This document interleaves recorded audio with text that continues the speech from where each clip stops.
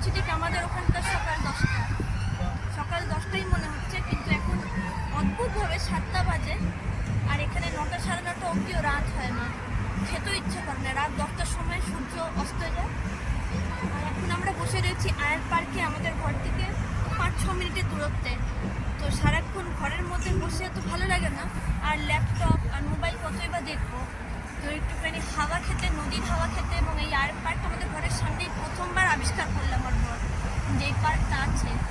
খুবই কাছে আমাদের, মানে 4 থেকে 5 মিনিটের পথে চলে আসা যায়। আর দ্বিতীয় কথা তোমাদেরকে যেটা জানাবো সেটা হলো এই ক্রাউন হোটেলটা। 2023-এ যখন এসেছিলাম এই ক্রাউন হোটেলটা এরকমই দেখেছিলাম, কিন্তু তখন আর সিল ছিল না। এখন দেখছি পুরো সিল হয়ে গেছে। ক্রাউন হোটেলটা একটা হন্টেড হোটেল নামে পরিচিত। এখনো পর্যন্ত সরকারি কোনো খাতায় এটা নথিভুক্ত নেই যে হন্টেড কিনা, কিন্তু আমার মনে হয় দেখে এখন বহু বছর ধরে পরিত্যক্ত। গুগলে সার্চ করলে তোমরা দেখতে পারো এই ক্রাউন হোটেলটার ব্যাপারে। কী কারণে বন্ধ হয়েছিল সেটাও দেখতে পারো। আমার ঠিক জানা নেই, তাই আমি এটা নিয়ে কোনো কমেন্ট করতে পারবো না। আর সরকারি কোনো খাতায় নথিভুক্ত নেই যেটা হন্টেড কিনা।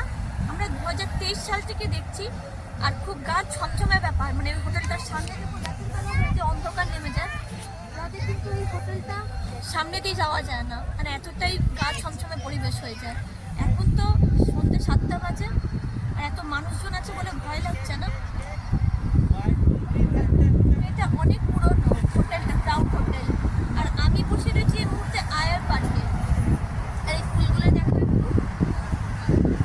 কি সুন্দর ফুলগুলো, জংলি ফুল। তোমরা যদি কেউ নাম জেনে থাকো অতি অবশ্যই জানিও যে ফুলগুলোর নাম কি। আমার তো জানা নেই ফুলগুলোর নাম।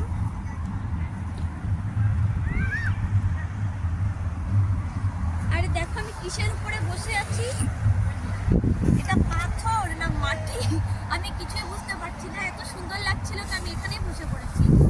আর তোমাদেরকে আরও কিছু কথা জানাতে চাই যে আমাদের যেখানে আমার এখন ফ্ল্যাটটা রয়েছে, অ্যাপার্টমেন্টটা রয়েছে, তার 5 থেকে 6 মিনিটের দূরত্বে এত সুন্দর পার্ক। আর এরকম একটা অসংখ্য পার্ক রয়েছে লিডসে। আর লিডসে যেহেতু একটা পাহাড়ি ব্যাপার রয়েছে, মানে উঁচু নিচু ব্যাপার রয়েছে, তো পুরো পাহাড়ি ফিল আসে। দেখো বাচ্চারা খেলছে, মানে আমাদের কলকাতাতে তো ভাবাই যায় না এসব ব্যাপার, যে একটা পার্ক এখন অবশিষ্ট নেই মনে হয়। মানে খেলার জন্য, ঘোরার জন্য কোনো কিচ্ছু নেই। ঘাসগুলোকে কি সুন্দর কাটা, তোমরা দেখো ওয়েল মেনটেন যাকে বলে।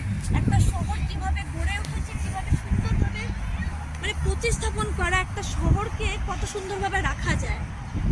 তো এটা বিদেশে এলে শেখার মতো। জানি না আমাদের দেশে আমরা কবে পাবো।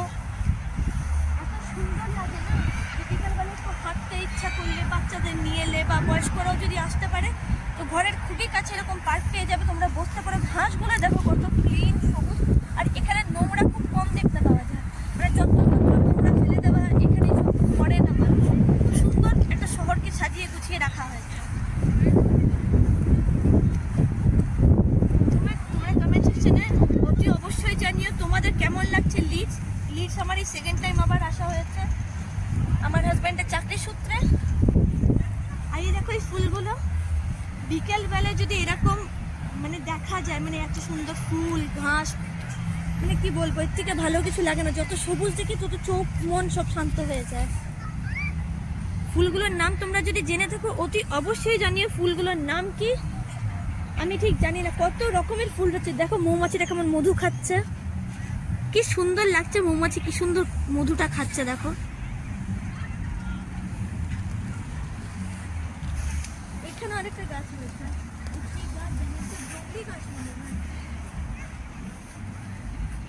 মানে কত রকমের গাছ রয়েছে, আর কি সুন্দর সুন্দর ফুল ফুটে রয়েছে। দেখো বয়স্করা দেখো কেমন দৌড়াচ্ছে এখানে। এরা কত ফিজিক্যাল ভাবে ফিট থাকে। আর আমরা মানে 30-35 হলে আমাদের একদম বয়স, মানে একদম আমার বয়স হয়ে যায়, হাঁটতে পারি না, চলতে পারি না। এরা বয়স্করা দেখো কিভাবে দৌড়াচ্ছে, বিকেলবেলা জগিং করছে। তো এইসব বিদেশি সত্যি দেখতে পাওয়া যায়।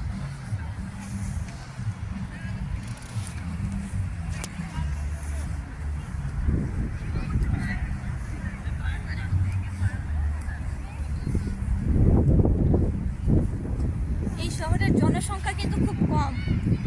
মানে ইউকের জনসংখ্যা কিন্তু আমাদের পশ্চিমবঙ্গের যে জনসংখ্যা ওরকমই হবে। একটা দেশ এরকমই একটা পশ্চিমবঙ্গের যত জনসংখ্যা তার থেকেও কম হতে পারে। মানে সেই জনসংখ্যা নিয়ে ইউকে শহরটা গঠিত হয়েছে। দেখো কি সুন্দর ওয়েল মেনটেন, কি সুন্দর করে রেখেছে শহরটাকে, দেখার মতো, সত্যি দেখার মতো।